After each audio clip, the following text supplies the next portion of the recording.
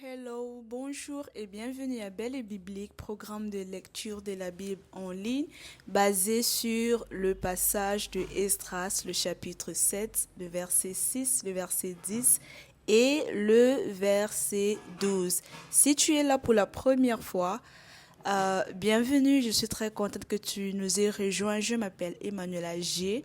Et comme je disais, je suis très contente que tu sois là, que tu nous rejoignes. Si tu n'as pas encore suivi le partage sur l'introduction du livre de Genèse, qui est le livre que nous sommes en train de parcourir, et aussi le partage sur les deux premiers chapitres de ce livre, je t'invite à le faire. Tu seras béni, béni, béni, mais pas seulement suivre les partages, mais aussi toi-même parcourir ces deux chapitres et juste t'attendre à Dieu et lui demander ce qu'il veut que tu apprennes. Aujourd'hui, nous entamons avec le chapitre 3 du livre de Genèse. Et c'est un chapitre, comment je vais dire, vraiment, l'histoire ici prend une autre tournure parce que le résumé général, si je dois le dire ainsi, de ce chapitre, c'est la chute de l'homme. Et aussi nous lisons dans ce chapitre que l'homme a été chassé du jardin où il avait été, où je voulais dire où il avait toujours été, où il avait été, où il avait vécu, je ne sais pas pendant combien d'années, mais dans le chapitre 3, malheureusement, nous lisons à propos de la chute, l'homme, la femme et l'homme qui mangent le fruit interdit, qui se cachent de la présence de Dieu et finalement qui sont chassés du jardin. Je vais essayer de partager juste certaines choses que j'ai apprises pendant que j'ai parcouru ce chapitre. Et la première des choses que je vais partager, c'est déjà dans le verset 6 qui dit « La femme vit que l'arbre était bon à manger et agréable à la vue et qu'il était précieux pour ouvrir l'intelligence. Elle prit de son fruit et en mangea. Elle en donna aussi à son mari qui était auprès d'elle et il en mangea. » Ici, qu'est-ce que nous apprenons? Nous apprenons déjà sur l'expression de la convoitise.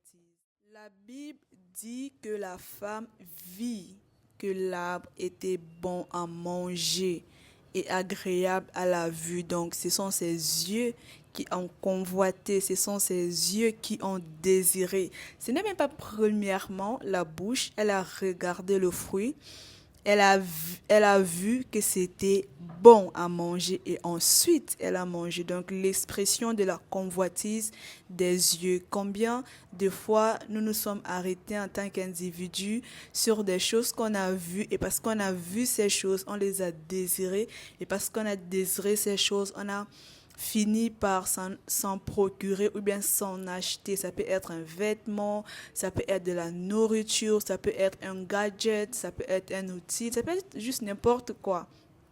Et parfois on se dit, mais pourquoi est-ce que j'agis comme ça?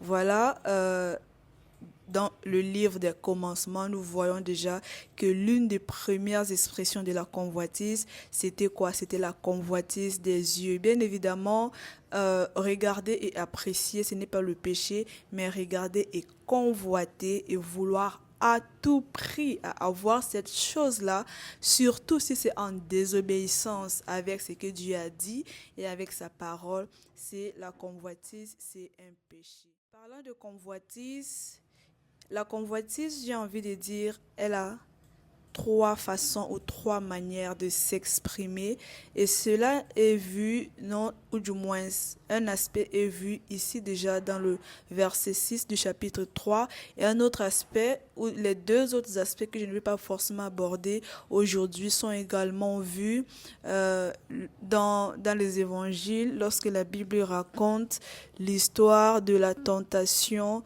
de la tentation de Jésus lorsque Jésus a été tenté. C'est la meilleure formulation. Lorsque Jésus a été tenté. Mais sinon, pour le dire juste de façon générale comme ça, et j'espère vraiment qu'un jour, nous aurons l'opportunité d'aller en détail par rapport à ces trois aspects.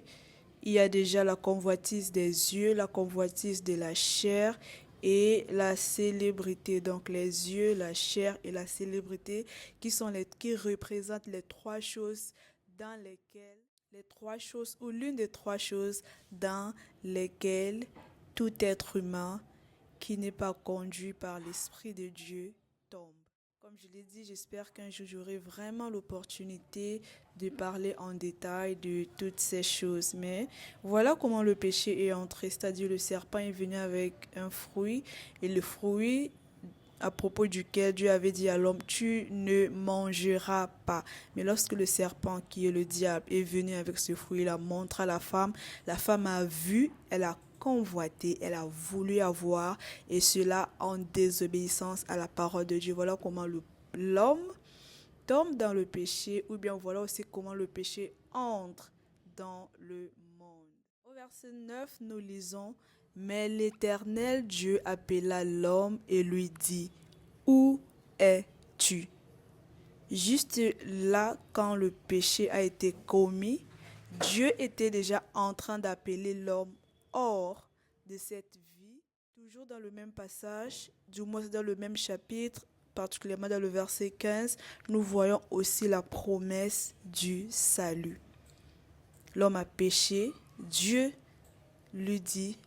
l'appelle et lui dit, où es-tu? Dieu l'appelait déjà hors de cette situation de péché, hors de cet état j'ai envie de dire, de dégradation ou de mort spirituelle, hors de cet état dans lequel il s'était mis. Quand je dis l'homme, c'est bien évidemment l'homme avec grand H, Adam et Ève. Ce qu'on peut retenir donc d'ici, ce qu'on peut retenir, c'est qu'il y a déjà la solution pour le mal qu'on pourrait commettre, pour les erreurs qu'on pourrait commettre, pour les carréments dans lesquels on pourrait tomber. Il y a déjà la solution pour le péché dans lequel nous pourrons tomber. Et cette solution, c'est en la personne du Seigneur Jésus-Christ. Et quand la Bible appelle l'homme et lui dit « Où es-tu ?» ce n'est pas parce que Dieu ne connaissait pas où est-ce que l'homme était. Dieu est omniscient, il connaît tout, il voit tout, rien n'échappe à son regard. Peu importe où tu te caches ou bien où l'homme pouvait se cacher, Dieu le voyait. Mais c'était une opportunité pour l'homme.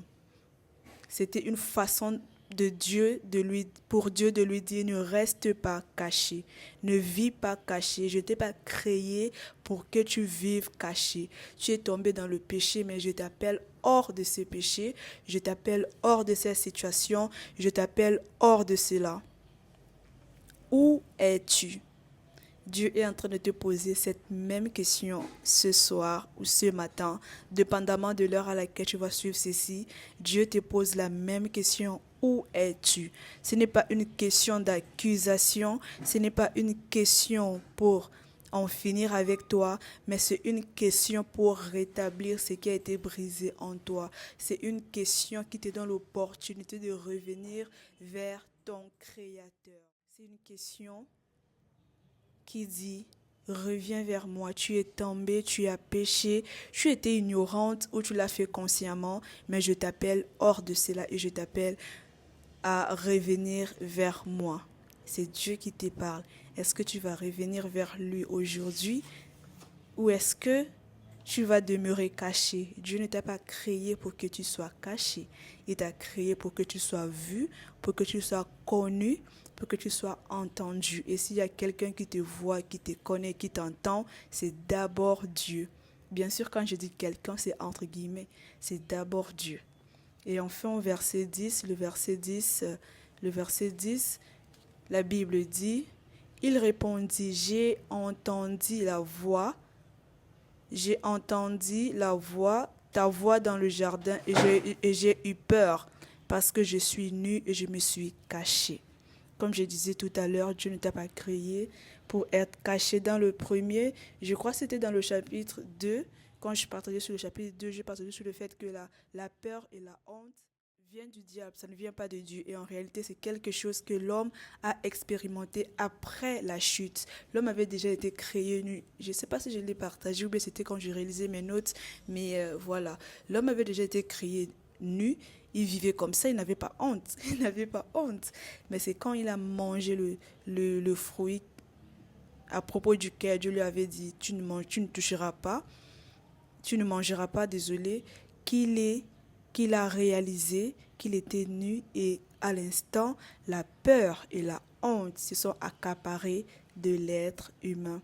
Dieu avait créé Adam et Ève, comment je vais le dire en français, en anglais, God created them unashamed. Dieu ne les avait pas créés dans la honte. Il ne les avait pas non plus créés dans la peur. Mais lorsque le péché est arrivé, le péché est venu avec la honte, le péché est venu avec la peur et tout ce qui s'ensuit. Tout ce qui s'ensuit. Et la question que moi j'ai à te poser aujourd'hui, c'est est-ce que tu vis caché? Est-ce que tu vis dans la peur? Est-ce que tu vis dans la honte? Est-ce que ta réaction quand tu tombes, quand tu commets des erreurs ou quand tu pêches consciemment, est-ce que ta réaction première c'est de te cacher comme Adam et Ève? Dieu t'appelle hors de cette situation. Dieu t'appelle hors du péché. Le péché détruit l'homme. Le péché déforme l'homme. Lorsque Dieu nous donne des instructions, ce n'est pas pour nous empêcher de jouir de la vie, mais les instructions de Dieu sont la meilleure façon pour nous aider à mieux jouir de la vie. Ce soir, ce matin, cet après-midi, Dieu te dit, reviens vers moi. Dieu t'appelle et te dit, reviens vers moi. Vas-tu revenir vers le Seigneur Jésus-Christ? Je l'espère. Que Dieu te bénisse et qu'il bénisse sa part.